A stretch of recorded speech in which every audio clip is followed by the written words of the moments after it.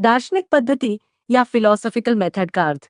जिस प्रकार विज्ञान ब्रह्मांड को समझने के लिए वैज्ञानिक पद्धति, अवलोकन और प्रयोग का उपयोग करता है, उसी प्रकार दर्शन शास्त्र जीवन, सत्य, ज्ञान और मूल्य के मूलभूत प्रश्नों को सुलझाने के लिए दार्शनिक पद्धतियों का प्रयोग करता है।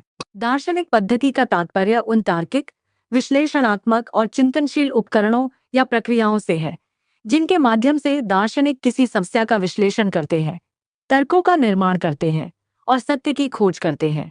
चूंकि दर्शन शास्त्र का क्षेत्र अत्यंत व्यापक है, इसलिए दार्शनिकों ने सत्य तक पहुंचने के लिए अलग अलग समय पर विभिन्न पद्धतियों का विकास किया है।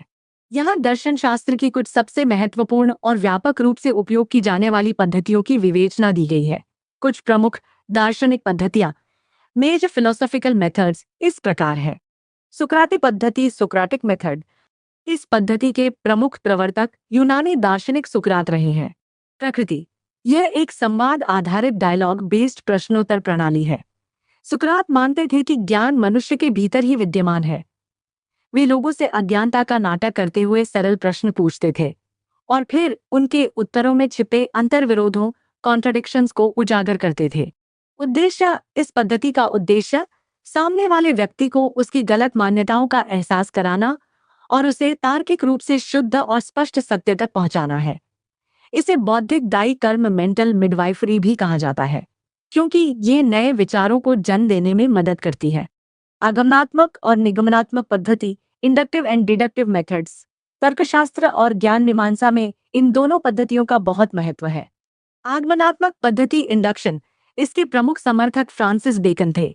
इस पद्धति में हम विशेष से सामान्य, पर्टिकुलर टू जनरल की ओर बढ़ते हैं, यानी कई व्यक्तिगत उदाहरणों या अनुभवों का अवलोकन करके एक सामान्य नियम या सिद्धांत बनाया जाता है। जैसे राम मरणशील है, श्याम मरणशील है, इसलिए सभी मनुष्य मरणशील हैं। निगमनात्मक पद्धति, डिडक्शन, इसके प्रमुख समर्थक रेने डेकार्ट्स थे। इसमें सामान्य से विशेष, जनरल टू पर्टिकुलर की ओर बढ़ा जाता है। यह एक पूर्व स्थापित सार्वभौमिक सत्य या नियम से शुरू होती है और उसके आधार पर किसी विशेष निष्कर्ष पर पहुंचती है। डेकार्ट ने अपनी पद्धति में गणितीय निश्चितता लाने का प्रयास किया था। द्वंद्वात्मक पद्धति, डायलेक्टिकल मेथड। प्रवर्तक, इस पद्धति के प्रमुख प्रवर्तकों में जेनो, हेरेक्लाइट्स, सोफिस्ट, प्लेटो, जॉर्ज विल्हेम, फ्रेडरिक हेगल और बाद में कार्ल मार्क्स रहे हैं। प्रकृति, हीगल के अनुसार विचार और सत्य का विकास एक सीधी रेखा में नहीं, बल्कि द्वंद्व टकराव के माध्यम से होता है। इसकी 3 अवस्थाएं होती हैं। वाद या थीसिस, एक प्रारंभिक विचार या स्थिति। प्रतिवाद या एंटीथेसिस, उस विचार का विरोध या उसकी कमियां। संवाद, सिंथेसिस, वाद और प्रतिवाद के टकराव से उत्पन्न एक नया, उच्चतर और अधिक सत्य विचार जो बाद में स्वयं एक नया वाद बन जाता है। मार्क्स ने इस पद्धति को विचारों, आइडियलिज्म से हटाकर भौतिक दुनिया, मेटेरियलिज्म पर लागू किया, जिसे द्वंद्वात्मक भौतिकवाद कहा जाता है। विश्लेषणात्मक पद्धति, एनालिटिकल मेथड। प्रवर्तक, इस पद्धति के प्रवर्तकों में जी.ई. मूर, बर्ट्रैंड रसेल और लुडविग विटगेनस्टाइन प्रमुख दार्शनिक रहे हैं। प्रकृति, 20वीं सदी में ये पद्धति बहुत लोकप्रिय हुई। इसका मानना है कि दर्शन शास्त्र की अधिकांश समस्याएं केवल भाषा की अस्पष्टता और जटिल अवधारणाओं के कारण उत्पन्न होती है। इस पद्धति का उद्देश्य है भाषा और अवधारणाओं, कॉन्सेप्ट्स का तार्किक विश्लेषण करके उन्हें छोटे और स्पष्ट हिस्सों में तोड़ना।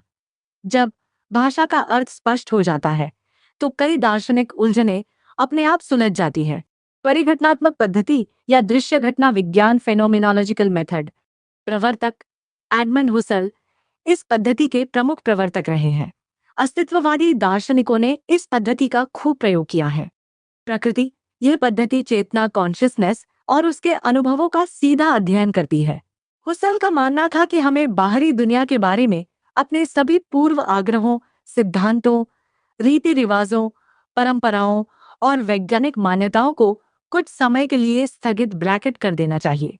हुसल ने इस प्रक्रिया को एपोचे कहा है। उद्देश्य, चीजों को ठीक वैसे ही देखना और समझना जैसे वे हमारी चेतना में प्रतीत अपीयर होती है, ताकि हम अनुभव की शुद्ध सार एसेंस तक पहुंच सके। प्रयोजनवादी या व्यवहारवादी पद्धति, प्रैग्मैटिक मेथड। प्रवर्तक इस पद्धति के प्रवर्तकों में चार्ल्स पियर्स, विलियम जेम्स और जॉन डीवी रहे हैं। प्रकृति यह पद्धति किसी विचार या सिद्धांत को उसके व्यावहारिक परिणामों प्रैक्टिकल कॉन्सिक्वेंसेस के आधार पर परखती है। उद्देश्य प्रयोजनवाद के अनुसार सत्य कोई स्थिर या परम चीज नहीं है। सत्य वह है जो जीवन में उपयोगी हो, जो काम करे। Truth is what works. यदि किसी दार्शनिक सिद्धांत का मानव जीवन पर कोई व्यावहारिक और सकारात्मक प्रभाव नहीं पड़ता तो वह निरर्थक है। संदेहवाद एक दार्शनिक पद्धति के रूप में संदेहवाद स्केप्टिसिज्म वह दार्शनिक पद्धति है जो परंपरा से स्थापित ज्ञान, विश्वास या धारणाओं की सत्यता पर प्रश्न उठाती है और अक्सर तत्काल निर्णय से परहेज करता है। इसका मूल उद्देश्य ये दिखाना है कि किन परिस्थितियों में हम निश्चित ज्ञान तक पहुंच सकते हैं या नहीं। संदेहवाद या स्केप्टिसिज्म दार्शनिक पूछताछ की एक अत्यंत महत्वपूर्ण और आधारभूत पद्धति है। एक पद्धति के रूप में ये केवल हर चीज पर आंख बंद करके शक करना नहीं है, बल्कि ज्ञान के दावों, विश्वासों और मान्यताओं की व्यवस्थित, तार्किक और आलोचनात्मक परीक्षा करना है। आधुनिक वैज्ञानिक पद्धति संदेहवाद पर ही टिकी है। विज्ञान किसी भी सिद्धांत को परम सत्य नहीं माना, बल्कि उसे नए प्रमाणों के आधार पर जांच के लिए हमेशा खुला रखता है। यह सुनिश्चित करता है कि केवल वही विचार ज्ञान के महल में प्रवेश करें जो तर्क और प्रमाण की कड़ी परीक्षा में खरे उतरे।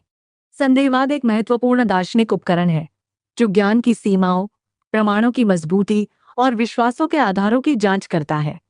यह न केवल नकारात्मक प्रक्रिया संदेह है, बल्कि अक्सर ज्ञान की वैधता को मजबूत करने या ज्ञान सिद्धांतों को परिष्कृत करने का साधन भी बनता है।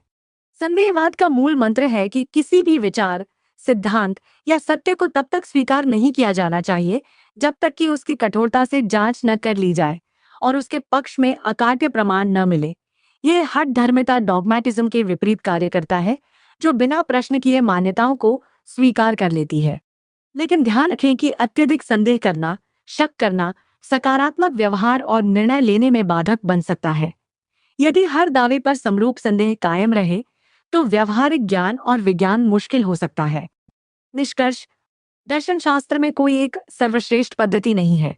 दार्शनिक विषय की प्रकृति के अनुसार पद्धतियों का चुनाव करते हैं। जहां ज्ञान की सत्यता जांचने के लिए आगमन निगमन उपयोगी है, वहीं मानवीय अनुभवों को समझने के लिए परिघटनाशास्त्र और सामाजिक बदलावों को समझने के लिए द्वंद्वात्मक पद्धति अधिक कारगर सिद्ध होती है।